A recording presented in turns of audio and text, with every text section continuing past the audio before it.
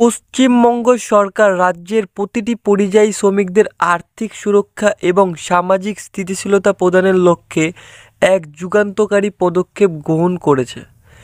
এই প্রকল্পটির নাম হলো শ্রমশ্রী প্রকল্প। এই নতুন প্রকল্পের মাধ্যমে যে সমস্ত শ্রমিকেরা ভিন্ন রাজ্য থেকে ফিরে আসতে বাধ্য হয়েছেন তাদের পাশে দাঁড়ানোই হলো এই প্রকল্পের মূল উদ্দেশ্য। এই প্রকল্পটি শুধুমাত্র শ্রমিকদের তৎক্ষণাৎ আর্থিক সহায়তাই করবে না, বরং তাদের দীর্ঘমেয়াদী কর্মসংস্থান এবং সামাজিক সুরক্ষার বিষয়টিও নিশ্চিত করবে। রাজ্যের পরিযায়ী শ্রমিকদের ভবিষ্যৎ সুরক্ষা করার জন্য এই উদ্যোগ বিশেষ কার্যকর হবে বলেই আশা করছে রাজ্য সরকার। তো আজকের ভিডিওটির মাধ্যমে আমরা আলোচনা করব শ্রমশ্রী প্রকল্পের মূল উদ্দেশ্য কী, কারা পাবেন এই প্রকল্পের সুবিধা, এই প্রকল্পের আর্থিক সুবিধা ঠিক কতটা পাওয়া যাবে, আবেদন করবেন কিভাবে আপনি শ্রমশ্রী প্রকল্পেতে, অফলাইন ও অনলাইন দুটোভাবেই কিন্তু আপনাদেরকে জানানো হবে, এবং শ্রমশ্রী প্রকল্পের অন্যান্য গুরুত্বপূর্ণ সুবিধা কি রয়েছে আজকের এই ভিডিওটির মাধ্যমে এই 5টি বিষয়ে আলোচনা করব। তো নমস্কার, আমি সুব্রত, আপনারা দেখছেন এসএস অনলাইন সলিউশন।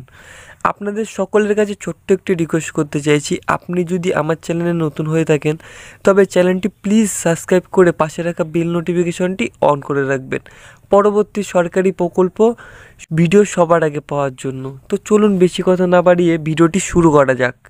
তো সবার প্রথমে আমরা দেখে নেব শ্রমশ্রী প্রকল্পের মূল উদ্দেশ্যটা আসলে কি।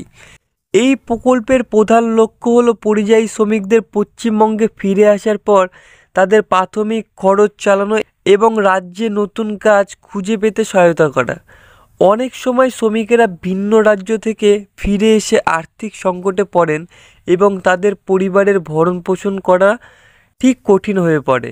এই প্রকল্পের মাধ্যমে সরকার সেই সমস্ত শ্রমিকদের হাতে সরাসরি আর্থিক সহায়তা পৌঁছে দেবে, যাতে তারা রাজ্যে নিজেদের নতুন করে প্রতিষ্ঠিত করতে পারে। তো বোঝা গেল শ্রমশ্রী প্রকল্পের মূল উদ্দেশ্যটা আসলে কি। তো এবার যেটা প্রশ্ন হচ্ছে সেটা হলো যে কারা পাবেন এই প্রকল্পের সুবিধা। তো শ্রমশ্রী প্রকল্পে আবেদনের জন্য অবশ্যই আপনাকে কিছু যোগ্যতা পূরণ করতে হবে। তার মধ্যে রয়েছে আবেদনকারীকে অবশ্যই West Bengal migrant workers welfare scheme 2023-এর অধীনে নথিভুক্ত থাকতে হবে।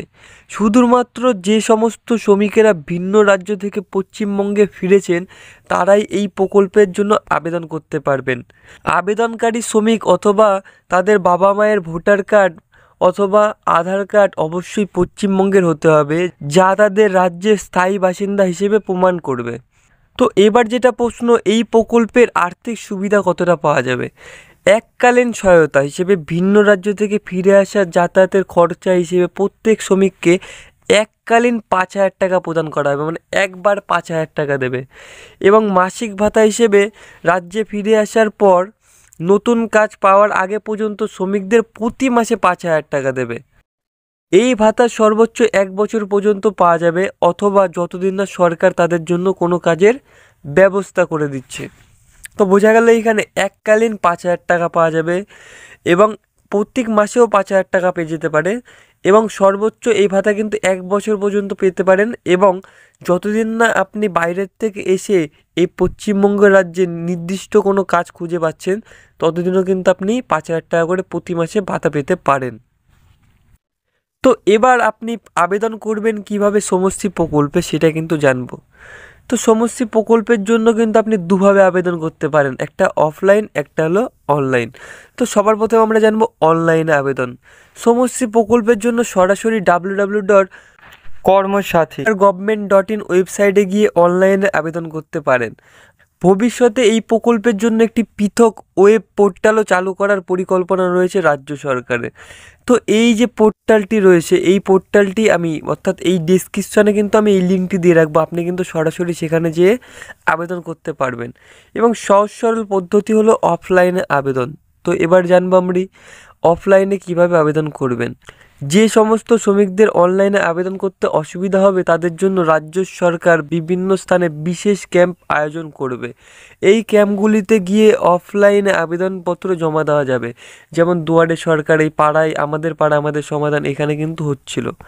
তো অন্য গুরুত্বপূর্ণ সুবিধা কি রয়েছে, আর্থিক সহায়তা ছাড়াও সমষ্টি প্রকল্পের অধীনে এর জন্য আরও বেশ কিছু গুরুত্বপূর্ণ সুবিধার ব্যবস্থা করা হয়েছে, যেমন প্রশিক্ষণীয় ও কর্মস্থান।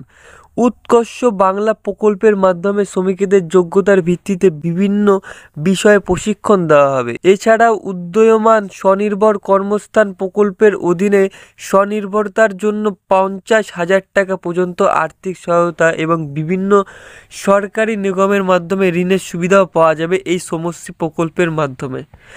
শিক্ষা ও স্বাস্থ্য ব্যবস্থা। পরিযায়ী শ্রমিকদের সন্তানদের পড়াশোনার জন্য স্কুলে ভর্তি থেকে শুরু করে স্কলারশিপ ব্যবস্থা করা হবে। পাশাপাশি যোগ্যতার ভিত্তিতে শ্রমিকদের পরিবারের সদস্য জন্য স্বাস্থ্য এবং অন্যান্য সামাজিক সুরক্ষা প্রকল্পের সুবিধা নিশ্চিত করা হবে। এই প্রকল্পটি পশ্চিমবঙ্গের পরিযায়ী শ্রমিকদের জীবনে এক নতুন দিশা দেখাবে এবং তাদের সামাজিক ও আর্থিক নিরাপত্তাকে আরও শক্তিশালী করবে বলে আশা করছে রাজ্য সরকার।